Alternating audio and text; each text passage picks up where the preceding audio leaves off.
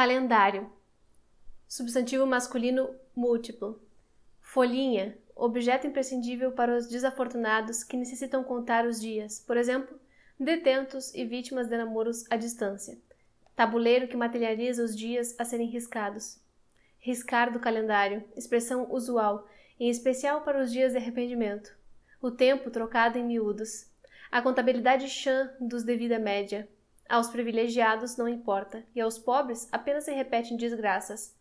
Marcação convencionada para lembrar datas festivas oficiais e aquelas que importam em particular, por exemplo, aniversários, inícios e encerramentos, rompimentos muito dolorosos e a primeira vez. Há cerca de 2 anos nos conhecemos em um corredor. Fomos um na direção do outro. Exclamei o seu nome e ele só respondeu com um olhar.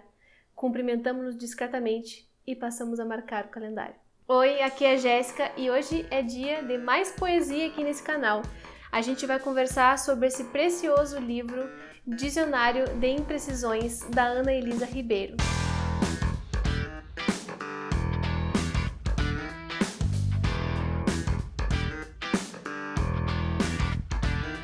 Esse livro aqui eu recebi diretamente da autora, porque ela viu um vídeo que eu fiz sobre o seu outro livro, né, O Beijo, Boa Sorte, que é um livro de microcontos, que eu já comentei aqui no canal, inclusive vai estar aqui no card. E, gente, esse livro é uma delícia e uma boniteza de se ler, que, assim, fico até encantada de falar sobre ele por aqui com vocês. Eu não poderia deixar de fazer esse vídeo, porque eu quero ler algumas dessas entradas desse dicionário inusitado, e acho que vocês vão gostar muito. Mas antes de mais nada, está chegando agora no canal, seja muito bem-vindo, muito obrigada pela companhia. Aproveite para dar uma olhadinha no conteúdo que eu produzo por aqui. Se gostar, se inscreva, porque isso é muito importante. Deixe um joinha nesse vídeo e compartilhe com quem também gosta de ler, porque isso ajuda muito na divulgação e no crescimento do canal. A ideia é que eu leia alguns desses verbetes para vocês e eu vou falando sobre o que mais me chamou a atenção no livro também. Esse livro tem essa intenção de brincar com o formato do dicionário e eu estava vendo algumas entrevistas aí da autora falando sobre ele. Ela disse que surgiu a ideia justamente dessa inquietação com o quanto o dicionário não define nada, né? O dicionário muitas vezes confunde a gente. Quando, por exemplo, ele dá uma definição, a gente vai ler, como ela falou lá no vídeo, efemeridade, qualidade do efêmero, mas e daí? Qual é o efêmero, afinal, né? Então, muitas vezes o dicionário nos prega essas peças, não coloca definição nenhuma, ou então define de uma forma arbitrária e que não condiz muito com a realidade. Então, para brincar com isso, para falar dessa incapacidade que existe de definição das coisas, ela começou a fazer esse livro aqui, que, aliás, tem uma edição lindíssima, tá toda brilhosa, vocês não veem aqui no jeito que eu tô mostrando, mas enfim, ela tem uma capa linda, com alto relevo e brilho, e por dentro ela tem também algumas folhas maravilhosas de ilustrações que são do Alisson Gontijo. E aí essas ilustrações têm uma folha especial, uma folha transparente, e a fonte toda do livro é lilás, nessa minha edição. Já fiquei sabendo que a primeira edição tinha cor azul, e essa aqui eu achei lindíssima, gente. Tem algumas divisões de capítulos também, que são coloridas, e os verbetes, né? Então ela traz cada palavra e a sua definição, a sua classificação gramatical. Isso é muito legal também porque a Ana Elisa é linguista, né? Ela é formada em letras e ela é linguista por formação acadêmica, digamos, mas ela é poeta, ela é escritora, então tem tudo isso, e ela brinca e abusa desses formatos de uma forma muito criativa, muito bonita e de uma forma poética, porque embora não se pareça necessariamente a poesia, por exemplo, no formato, sei lá, não está disposto na página como uma poesia mais tradicional, ela tem a poética aqui, que é para mim a melhor das características, né? Essa ideia de construir imagens interessantes, imagens poéticas que falam muito mais do que qualquer outra coisa. Então, é claro que eu adorei nesse sentido.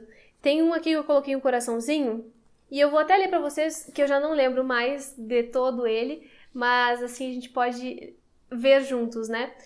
É o verbete imenso. Adjetivo. A palavra imenso deve se relacionar a algo sem medidas. Assim, meio particípio, está feita e é questão acabada, aplicando-se ao que se deseje, em especial ao amor. A poeta tem falado muito nisso, e não é bom exagerar.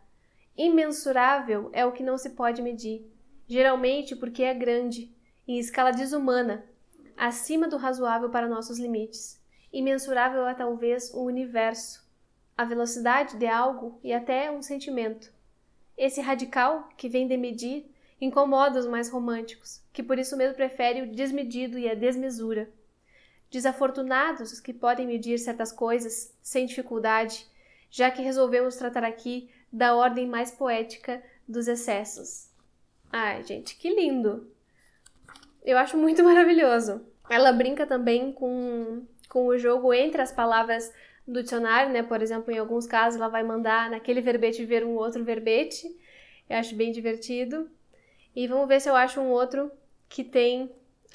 sim, agora acabei de passar por um que toca numa questão que é muito cara pra gente, a gente aqui, mulher, né, feminista, porque ela vai tratar também do ser mulher em alguns pontos bem específicos e das violências que a gente sofre. Isso também já estava presente lá naquele livro de contos que eu comentei aqui com vocês, mas aqui na poesia também. Tem esse aqui que eu destaquei como a minha super classificação, né? Eita!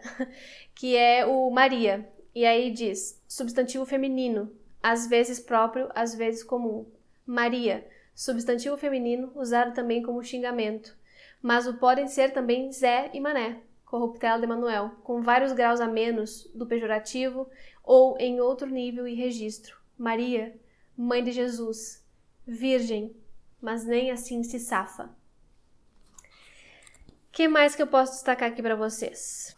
Acho que um dos que eu mais gostei é o verbete livro, né? Que, bom, não tem como o leitor não gostar dessa definição, então vou ler para vocês. Livro, substantivo masculino, aqui singular, sujeito a plural.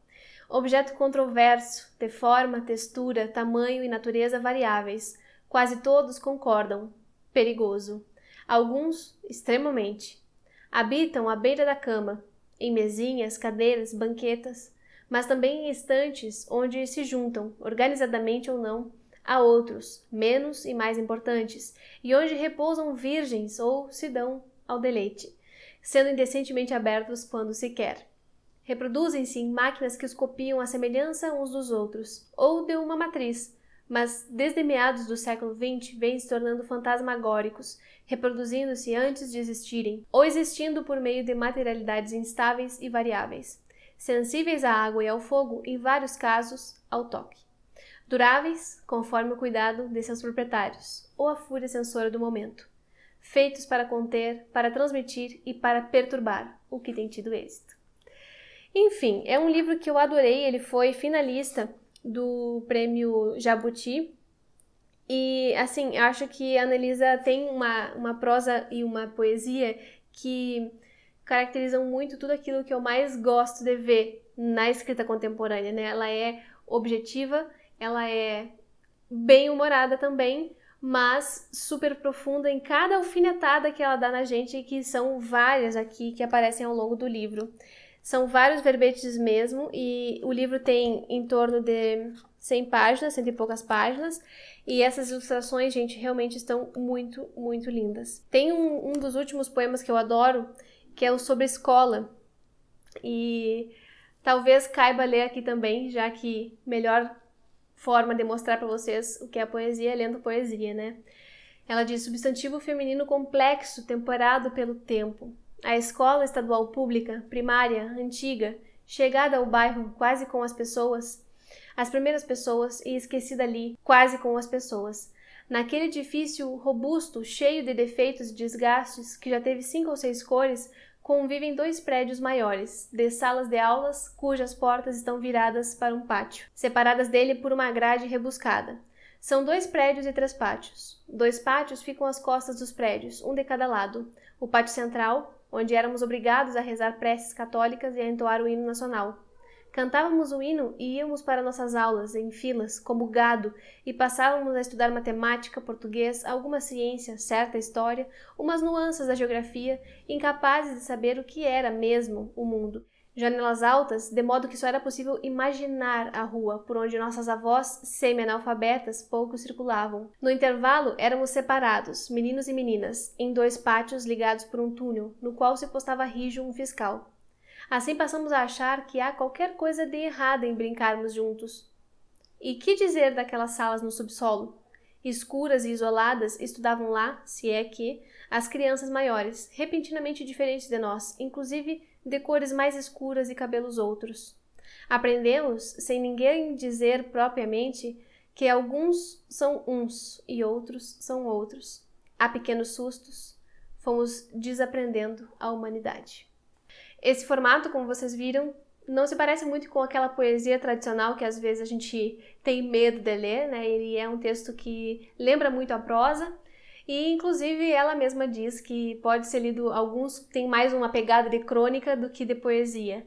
Mas, de qualquer forma, essa poesia por trás está aí, ela está presente nessa singeleza da forma como ela vê o mundo e como consegue traduzir isso em palavras de uma forma bem criativa e, enfim, bonita. Eu adorei esse livro, adorei ter lido. Muito obrigada, Ana, por ter me enviado. Eu com certeza vou recomendar para muita gente. Já prevejo pessoas com quem eu vou presentear esse livro porque ele é uma belezura. E é isso, gente. Espero que vocês tenham gostado desse vídeo. Comentem aqui embaixo se vocês já conhecem a escrita da Ana Elisa Ribeiro, se ficaram com vontade de conhecer. E eu vou ficando por aqui. Muito obrigada pela companhia até o final do vídeo e a gente se vê no próximo.